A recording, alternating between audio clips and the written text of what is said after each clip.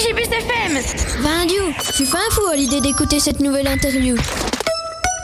Bonjour à tous, vous êtes toujours à l'écoute de Petit Gibus FM et aujourd'hui on va essayer d'activer un bel élan de solidarité. On a Léo et sa maman qui sont confortablement installés dans les studios.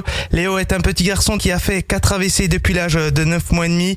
Il est atteint de la maladie de Moya Moya qui signifie nuage en japonais. C'est une affection rare des vaisseaux qui amène le sang au cerveau. En France, elle est estimée à 1 cas sur 300 000 habitants environ. Au Japon, elle a été initialement décrite. La maladie serait 10 fois plus fréquente avec 1 cas sur 30 000 personnes environ.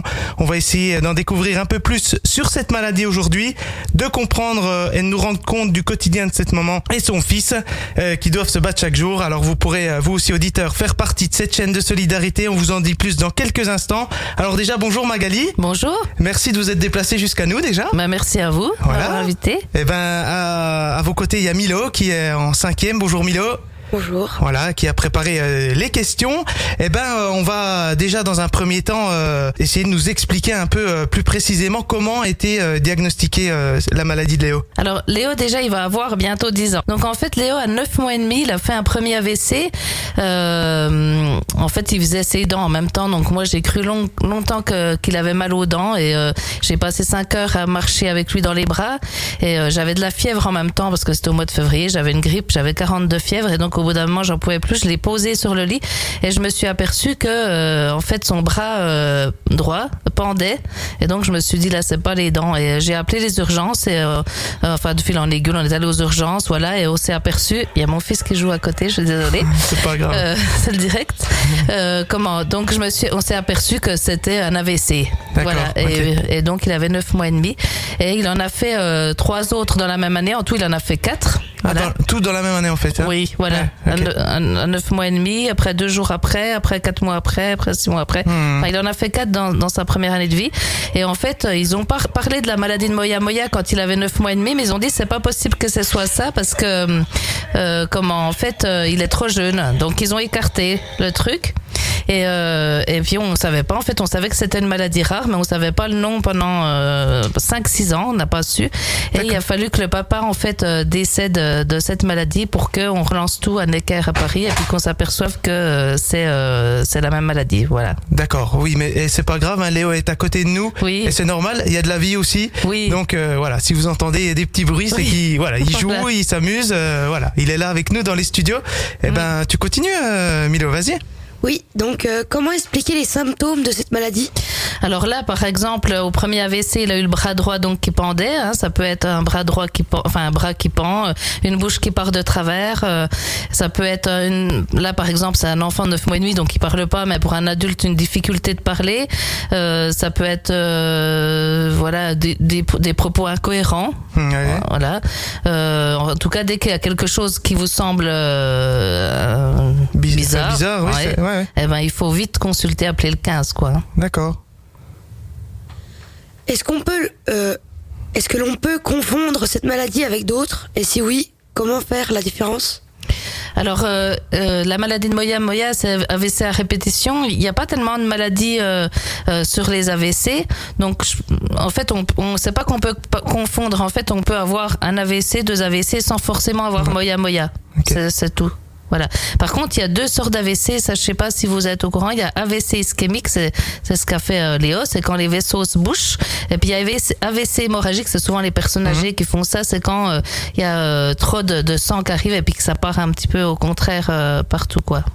Voilà. D'accord, okay. Donc c'est bien une maladie rare hein, pour le coup. C'est une maladie très rare parce qu'il y a 2% en Europe et 10% au Japon. C'est une maladie qui vient du Japon, oui. Comme D'accord. vous l'avez dit tout à l'heure. Ok, donc juste préciser qu'une maladie rare dans l'Union Européenne, c'est une maladie qui touche moins d'une personne sur 2000, ce qui représente une personne sur 20. Donc c'est pour ça des fois on parle de maladie orpheline et de maladie rare. C'est un petit peu la même chose, mais oui.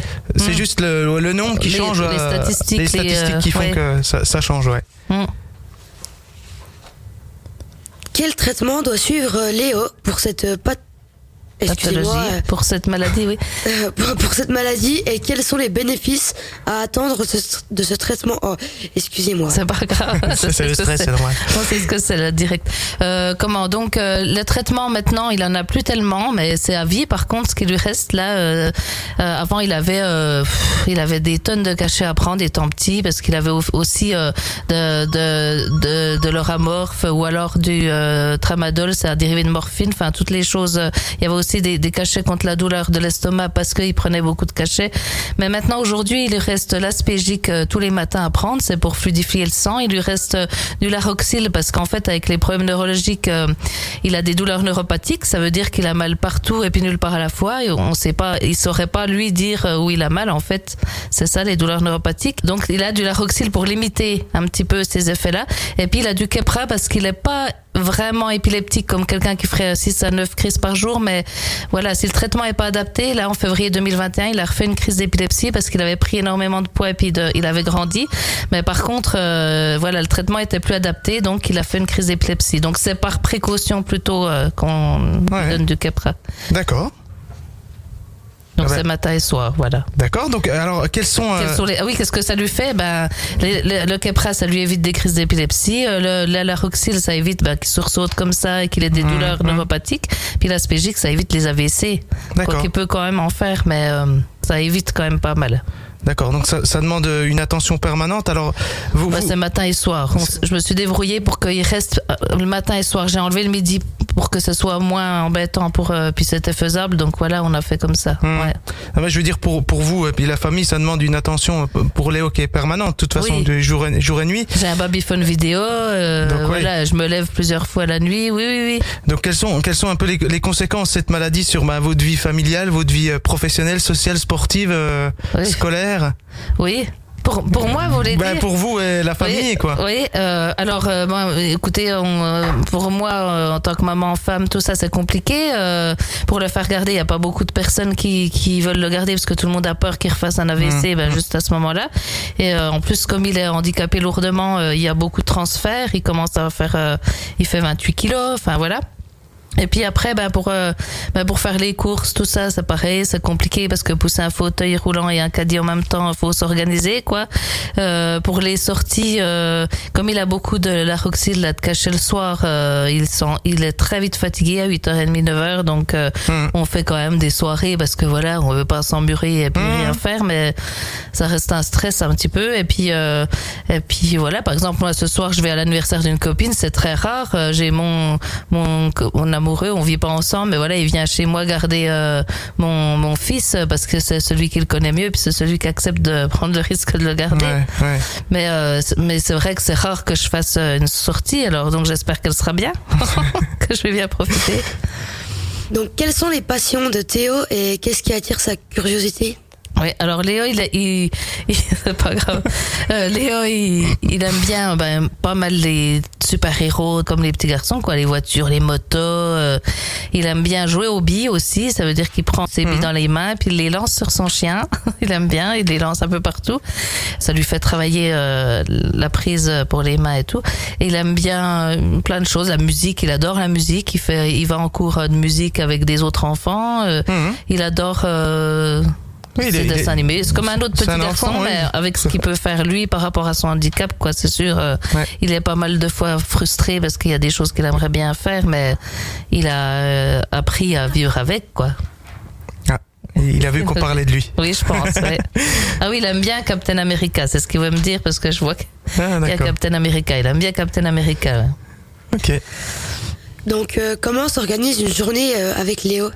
Alors, toutes les journées ne sont pas pareilles. On a énormément de rendez-vous. Il y a parfois 5 rendez-vous par jour, donc il faut s'organiser, passer du temps sur la route. Voilà, il y a kiné, psychomotricienne. Kiné, il en a plusieurs fois par semaine. Il va tous les mardis avec un taxi, c'est tout nouveau, au centre à Lyon. Donc, il y a 1 heure de route là-bas. Il fait de la piscine avec la psychomotricienne, donc il adore ça, l'eau.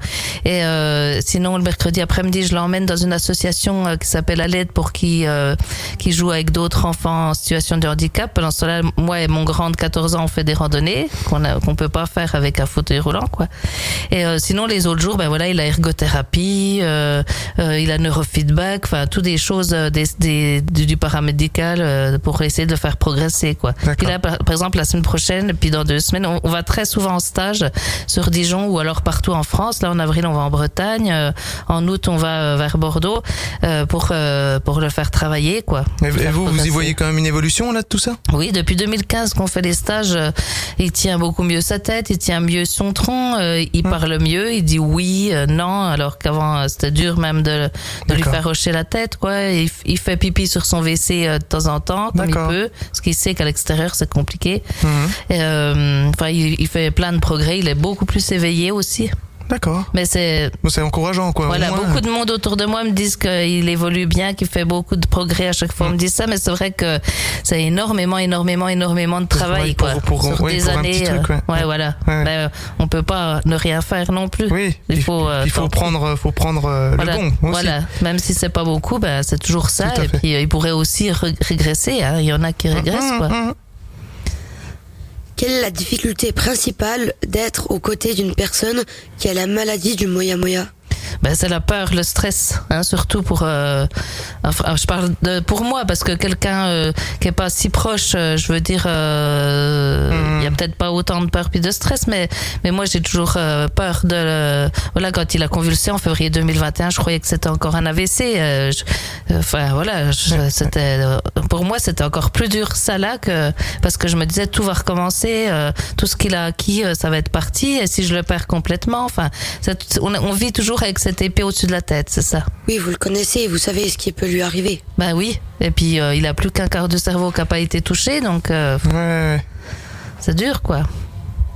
Alors, quels exercices, parce qu'on parlait un peu de ses activités, ce qu'il faisait, mais pour lui, qu'est-ce qui le fatigue le plus? Qu'est-ce qui est vraiment dur d'accepter aussi des choses qu'il ne peut pas faire, où là c'est peut-être un peu plus compliqué? Alors au niveau des exercices à faire, le plus dur c'est de se mettre en position debout, parce qu'il commence à avoir des déformations au niveau des chevilles, des os qui sortent parce que les muscles poussent, c'est la spasticité, ça s'appelle, c'est tout par rapport au neurologique, et du coup ça lui fait mal, mais il a envie de faire, ça lui demande beaucoup d'efforts. Au niveau de la frustration, c'est de voir les autres jouer, partir à l'étage quand on a invité chez des amis, puis lui il peut pas aller, ou alors parce que le fauteuil peut pas rentrer dans la chambre, et du coup il peut pas aller, donc du coup c'est dessin animé parce qu'il y a que ça qu'il peut faire. Enfin, c'est difficile pour lui de voir, il voit les autres enfants et il peut pas. Il peut pas se rendre compte du fait que il sait qu'il peut pas, parce que il est en fauteuil, parce que on va pas monter le fauteuil roulant. Les enfants ils montent, ils descendent, on veut pas faire ça toute la soirée avec le fauteuil. Est-ce que ça peut le mettre en crise? Non, ça le met pas en crise, mais c'est dur au niveau de la frustration, je pense. Enfin voilà, je le vois de plus en plus. Plus il grandit, plus il est éveillé, plus il comprend tout ça, et puis plus il en souffre. Mais après, il a cette capacité de se dire, c'est comme ça, quoi. Ouais. D'accord. Voilà. Et puis alors, est-ce que vous pouvez nous dire là ce qu'il en est là aujourd'hui de la recherche par rapport à cette maladie? Aujourd'hui, là, nous on attend déjà depuis 2018 quand le papa est décédé, là, donc on a su que c'était moya-moya. On attend de savoir si c'est génétique. On sait que c'est héréditaire, mais ça peut être héréditaire mais pas génétique. On n'a toujours pas vraiment de résultats. Après, je pense que c'est pas mal stoppé par le Covid. T'as mis un peu de côté. Et puis comme il n'y a pas beaucoup de personnes malades par rapport aux autres maladies, c'est mis de côté, quoi. Et ici en France, parce que un peu plus au Japon, je sais pas. Après, je sais pas vraiment. Il y a une association en France, sur toute la France, pour moya-moya, c'est l'association Tanguy Moya-Moya, et puis on a beaucoup du mal à les avoir, à ce qu'ils répondent à nos questions, quoi. Donc moi, j'ai créé un groupe, une page moya-moya ensemble, et puis tout ce que je sais, ma foi, je le mets ou je réponds. Mais voilà, c'est pas. On n'a pas beaucoup de renseignements. Est-ce que vous êtes déjà rentré en relation avec des personnes, donc des enfants qui sont atteints de cette maladie ici en France? Oui, alors par message, on a déjà parlé avec d'autres, sur Internet, et puis particulièrement avec une maman qui habite à Mancé, là, pas trop loin d'ici. Son petit garçon à Moya-Moya, il a fait même plus d'AVC encore que Léo. Par contre, il est beaucoup moins atteint physiquement, et puis il a pas beaucoup de séquelles par rapport à Léo. Mais c'est vrai que Léo, le fait qu'il soit passé avant lui, ça lui a sauvé la vie parce qu'en fait, à Mingeot, ils n'ont pas eu besoin de chercher longtemps. Ils se sont rappelés le cas de Léo et du coup, tout de suite, ils ont pu faire quelque chose pour ce petit garçon. D'accord. Donc, je suis assez fière de ça, voilà. C'est sûr. Ouais. Donc des actions sont mises en place pour aider votre association ? Alors là, il y a eu un boulanger à Lons-le-Saunier qui a fait une galette, qui a vendu des morceaux de galette pour Léo. Et puis il va refaire en avril pour Pâques un coq qu'il appelle Yves. Voilà, Yves le coq. Et donc il va faire une tombola pour Léo. On a eu un salon du shopping aussi où on nous a demandé de faire la buvette. Là, ils vendent une bougie pour Léo. Donc ils vendent la bougie 23 €. Ils reversent 5 € pour Léo. Et puis il y a une autre dame qui m'a contactée parce qu'elle veut encore faire un salon du shopping sur Saint-Vite. Et puis voilà, on a un petit peu de temps en temps comme ça des. Voilà, des vous êtes dans le personnes Jura, qui- mais il y a des actions qui peuvent se faire dans toute la France, oui. dans toute la France déjà ici dans la région, parce qu'on n'est pas si loin. Oui. Donc voilà, s'il y a aussi des associations, des comités qui veulent s'investir pour Léo, pour Voilà, parce cette qu'on a maladie. besoin entre 6 et 8 000 € par an pour Léo pour C'est faire énorme. ses stages. Rien que pour les stages. Hein. Ouais. Là, le fauteuil roulant qu'il a, il coûte 6 654 €. Ouais. Parce qu'il peut pas se mettre sur un fauteuil roulant complètement remboursé, parce que il faut qu'il soit avec bascule d'assise pour ses jambes spastiques, tout ça. Enfin, c'est voilà. Et du coup, tout est cher. Ok. Et vous avez écrit un livre, notamment. Voilà. Vous pouvez peut-être en dire 2 mots. Donc j'ai écrit un livre qui s'appelle Un amour de Léo, donc un livre témoignage qui raconte un petit peu toute l'histoire depuis le début. Et puis là j'ai écrit le deuxième, ça fait des années que je suis dessus, mais bon voilà, j'ai pas beaucoup de temps et puis des fois même quand j'ai le temps, faut avoir l'humeur aussi, sinon on n'écrit pas pareil. Donc je sais encore pas le titre et là ça va être jusqu'à ses 10 ans et j'écris aussi en parallèle, c'est pour ça j'aurais peut-être pas dû partir dans tous les sens. Un roman fantastique sur le handicap aussi. D'accord. Voilà. Bah, c'est chouette en tout cas ça. Oui. Ça montre aussi que voilà, vous voulez passer un message et que Oui. si ça peut aussi aider des personnes à. Ah ben, je me bats pour faire avancer les choses. Hier soir, j'étais encore à une visioconférence avec plein de monde dans le milieu du handicap de 4h30 à 7h et quelques. On était en visioconférence. Je me bats pas mal pour quand il y a des salons du handicap, tout ça, j'y vais. Enfin, voilà, je fais tout pour que ça avance, tout ça. Et en plus de ça, vous animez des émissions radio. Vous pouvez peut-être aussi sur Autour du handicap, notamment. Voilà aussi. Donc j'ai mon émission de radio qui s'appelle Autour du handicap. Et puis donc je fais ça bénévolement un lundi sur 2. Et puis je mets tout sur ma chaîne YouTube Magali Cuinet Autour du handicap où il y a là en ce moment entre 45 et 50 émissions sur un peu tous les thèmes. Même si du moment que ce soit autour du handicap, même si c'est seulement sur la maladie, ça m'est arrivé de faire sur la maladie. Voilà. D'accord. Donc on peut réécouter ces émissions podcast. Voilà, sur le YouTube Magali Cuinet. Je suis devenue youtubeuse. Non, mais je plaisante. Une vraie star en fait. Non, mais je plaisante. Je fais juste c'est juste un support quoi pour que les émissions soient ensemble dans un endroit. Vous faites bien. Voilà. Okay. Très bien. Donc, et oui. Comment on pourrait vous contacter si nos auditeurs veulent vous aider Eh ben, on peut me contacter donc au 06 83 85 73 96. On peut aller sur Facebook et puis donc on tape association Léo contre les AVC. Mon numéro de téléphone est encore dessus là en fond de fond d'écran. Oui, je sais plus comment on dit sur Facebook, mais bon voilà. Et puis sinon j'ai le mail magali.cuinet@gmail.com. Il y a une cagnotte solidaire aussi sur litchi.com. Litchi, voilà, sur Facebook, sur l'association. Vous allez dans le à propos et puis dans le à propos il y a le lien pour la cagnotte Litchi, voilà. Super. Eh ben, avant de se quitter, peut-être un dernier message à faire passer. Eh ben, écoutez, oui, je remercie tous les gens qui nous ont aidés, qui vont nous aider, j'espère. Et puis, intéressez-vous aussi à tout ça, parce que c'est vrai que le handicap, on a tendance à le mettre de côté, parce que c'est un peu tabou. Et puis, tant que ça nous concerne pas, on le met de côté, mais ça peut tomber sur n'importe qui, parce qu'un accident de la route, un AVC, enfin voilà. Hein, donc pensez-y, incluez le handicap dans vos vies. Merci beaucoup pour ce témoignage. Et Léo, il est avec nous et voilà, il aime bien la radio, il paraît. Hein, oui, il est habitué. Hein. Des fois, je mets le casque aussi, voilà. Merci beaucoup Magali d'avoir témoigné sur cette maladie qui est très très peu connue, je pense, oui. la maladie de Moya Moya, voilà. Donc qui est asiatique à la base. Ça veut dire nuage, brume, parce qu'en fait à l'IRM, quand on regarde, ça fait comme de la fumée de cigarette, comme de la brume. Rien à voir avec la cigarette, hein, mais ça fait à l'IRM ça fait ça et en fait c'est les vaisseaux qui se rétrécissent. Donc voilà. Ok. Eh ben merci pour cette précision. Merci d'avoir été avec nous pendant ce temps d'échange avec Magali. Donc si vous voulez vous aussi soutenir cette association, n'hésitez pas à aller sur la page Facebook, il y a toutes ses coordonnées et on prend contact avec vous et on organise quelque chose de solidaire pour faire avancer les choses. Voilà, merci beaucoup. Voilà. Merci et beaucoup. bonne journée à vous. On continue en musique sur Tigibus. Merci aussi à toi.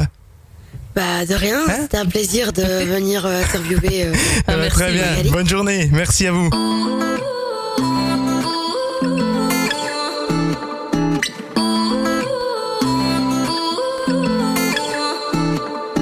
You say you love me, I say you crazy. We're nothing more than friends. You're not my lover, more like a brother. I know you since we were like 10. Yeah, don't mess it up, talking that shit. Only gonna push me away, that's it. When you say you love me, that made me crazy. Here we go again. Don't go look at me with that look in your eye. You really ain't going nowhere without a fight. You can be reasoned with them, don't be impolite. I've told you 1, 2, 3, 4, 5, 6,000 times. Haven't I made it obvious? Haven't I made it clear? Want me to spell it out for you? F-R-I-N-D-S. Haven't I made it obvious? Haven't I made it clear? Want me to spell it out for you? F-R-I-N-D-S. F-R-I-N-D-S. Have you got no shame? You looking insane, turning up at my door. It's 2 in the morning, the rain is pouring. Haven't we been here before? Don't mess it up, talking that shit. Only gonna push me away, that's it. Have you got no shame? You looking insane. Here we go again. So don't go look at me with that look in your eye. You really ain't going nowhere without a fight. You can be reasoned with them, don't be impolite. I've told you 1, 2, 3, 4, 5, 6,000 times. Haven't I made it obvious? Haven't I made it clear? Want me to spell it out for you? F-R-I-N-D-S. Haven't I made it obvious? Haven't I made it clear? Want me to spell it out for you? F-R-I-N-D-S. F-R-I-N-D-S. R-I-E-N-D-S. That's how you spell friends. F-R-I-E-N-D-S. Get that shit inside your head. No, no, yeah, F-R-I-E-N-D-S. We're just friends. So don't go look at me with that look in your eye. You really ain't going nowhere without a fight. You can be reasoned with them, don't be impolite. I've told you 1, 2, 3, 4, 5, 6,000 times. Haven't I made it obvious? Haven't I made it clear? Want me to spell it out for you? F-R-I-N-D-S. Haven't I made it obvious? Very obvious. Haven't I made it clear? Very clear. Want me to spell it out for you? F-R-I-N-D-S. F-R-I-N-D-S.